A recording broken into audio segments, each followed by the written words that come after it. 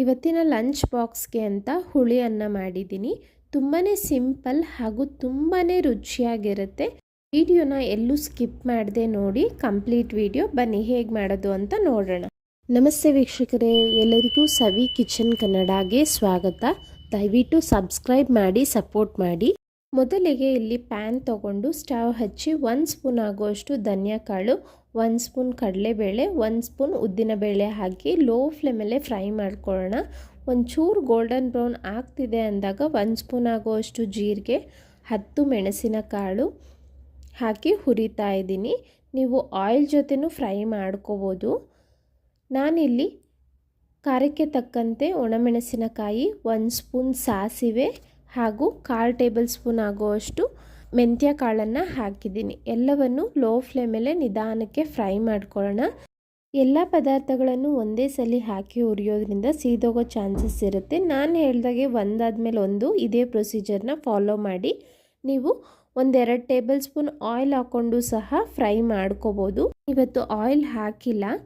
ಈಗ ಎಲ್ಲವೂ golden brown ಆಗಿದೆ. ಈಗ ಸ್ಟವ್ನ ಆಫ್ ಮಾಡಿ ನೀರು ಹಾಕದೆ ಪುಡಿ ಮಾಡಿ ಇಟ್ಕೊಳ್ಳೋಣ. ಇಲ್ಲಿ ನಿಂಬೆ ಹಣ್ಣಿನ ಗಾತ್ರದ ಹುಣಸೆ ಹಣ್ಣನ್ನು ಬಿಸಿನೀರಲ್ಲಿ ನೆನೆಸಿ ಇಟ್ಟಿದ್ದೆ. ಈಗ ಪ್ಯಾನ್ಗೆ ಆ ಹುಣಸೆ ಹಣ್ಣಿನ ರಸನ ಹಾಕೊಳ್ತಾ ಇದ್ದೀನಿ. ನಾನಿಲ್ಲಿ 1 ಬೌಲ್ ಆಗುವಷ್ಟು ಹಾಕ್ಕೊಂಡಿದ್ದೀನಿ. ನಾನಿಲ್ಲಿ ಒಬ್ರಿಗಾಗುವಷ್ಟು ಮಾತ್ರ ತೋರಿಸ್ತಾ ಇದ್ದೀನಿ, ನೀವು ಹೆಚ್ಚಿಗೆ ಸಹ ಮಾಡ್ಕೊಳ್ಳಿ. ಈಗ 1/4 ಟೇಬಲ್ ಸ್ಪೂನು ಅರಿಶಿಣ, 1 ಹಸಿಮೆಣಸಿನಕಾಯಿ, 1 ಗುಂಟೂರು ಮೆಣಸಿನಕಾಯಿ ಹಾಗೆ ಹಸಿ ಕರಿಬೇವನ್ನು ಹಾಕಿದ್ದೀನಿ. ನಂತರ ಇದ್ರ ಜೊತೆ 1 ಇಂಚ್ ಆಗೋಷ್ಟು ಬೆಲ್ಲನ ಹಾಕೊಳ್ಳೋಣ. ಈಗ ಇದೆಲ್ಲವನ್ನು ಲೋ ಟು ಮೀಡಿಯಮ್ ಫ್ಲೇಮ್ ಇಟ್ಕೊಂಡು ಚೆನ್ನಾಗಿ ಮಿಕ್ಸ್ ಮಾಡಿಕೊಂಡು ಕುದಿಸ್ಕೋಬೇಕಾಗುತ್ತೆ. ನಮ್ಗೆ ಆ ನೀರಿನ ಅಂಶ ಎಲ್ಲ ಏನಿದೆ ಅದು ಹೋಗಿ ಹುಣಸೆ ಹಣ್ಣಿನ ರಸ ಗಟ್ಟಿಯಾಗಿ ಬರಬೇಕು. ನೋಡಿ, ಈಗ ಈ ರೀತಿ ಗಟ್ಟಿ ಬಂದಿದೆ. 1-2 ನಿಮಿಷ ಆದ ನಂತರ ಈಗ ಸ್ಟವ್ನ ಲೋ ಫ್ಲೇಮ್ ಇಟ್ಕೊಂಡು ಒಬ್ರಿಗಾಗೋವಷ್ಟು ಅನ್ನನ ತಗೊಂಡು ನಾನು ಮಿಕ್ಸ್ ಮಾಡ್ತಾ ಇದ್ದೀನಿ. ನೋಡಿ, ಈ ರೀತಿ ಎಲ್ಲವನ್ನು ಚೆನ್ನಾಗಿ ಮಿಕ್ಸ್ ಮಾಡ್ಕೊಳ್ಳೋಣ.